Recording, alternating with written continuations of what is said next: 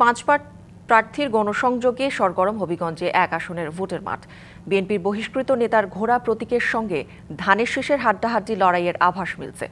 আওয়ামী লীগের ঘাঁটি খ্যাত আসনটিতে বিজয় নিশ্চিতে মরিয়া 11 দলীয় জোটের প্রার্থীও। সমর্থন বাড়াতে অতীত কর্মকাণ্ড আর ভবিষ্যৎ উন্নয়ন পরিকল্পনার কথা শোনাচ্ছেন প্রার্থীরা।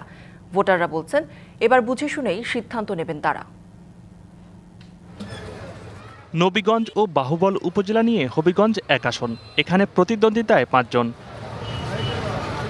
বিএনপিতে যোগ দিয়ে ধানের শীষের প্রার্থী আওয়ামী লীগের সাবেক অর্থমন্ত্রী শাহ এএসএম কিবরিয়ার ছেলে ডক্টর রেজা কিবরিয়া। তার বড় চ্যালেঞ্জ দলের বিদ্রোহী প্রার্থী। এই এলাকার জন্য একটা উন্নত সমৃদ্ধ নবীগঞ্জ বাহুবল নিয়ে চেষ্টা করেছিলেন। সেই অসমাপ্ত কাজগুলি আমি করব, আমি আশা করি।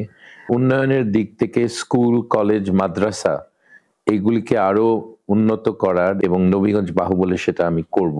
ঘোড়া প্রতীকে লড়ছেন বিএনপি থেকে বহিষ্কৃত সাবেক এমপি শেখ সুজাত মিয়া। তার পক্ষে তৃণমূলের বড় অংশ। নবীগঞ্জ বাহুবলে উন্নয়ন করতে চাই।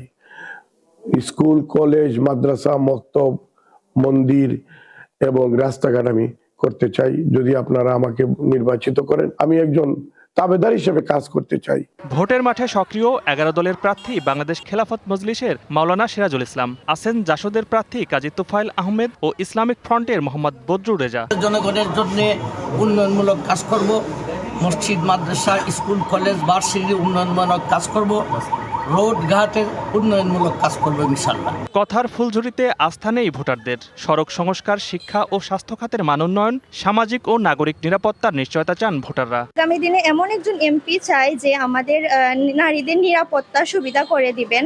স্বাস্থ্যসেবা ভালো করার জন্য সকল সহজলভ্যভাবে এমপি হয়ে আসবেন তিনি যেন শিয়া বাটার ও ভিটামিনে সমৃদ্ধ লিলি বিউটি সোপ, তারুণ্যময় উজ্জ্বল ত্বকের জন্য।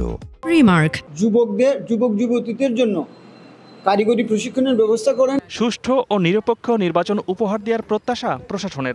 একটা উৎসবমুখর পরিবেশ বিরাজ করছে। আশা করি যে আমরা এই পরিস্থিতি ধরে রাখতে পারবো এবং একটি অবাধ, সুষ্ঠু, নিরপেক্ষ নির্বাচন বাংলাদেশের মতো হবিগঞ্জেও আয়োজন করতে আমরা সক্ষম হব।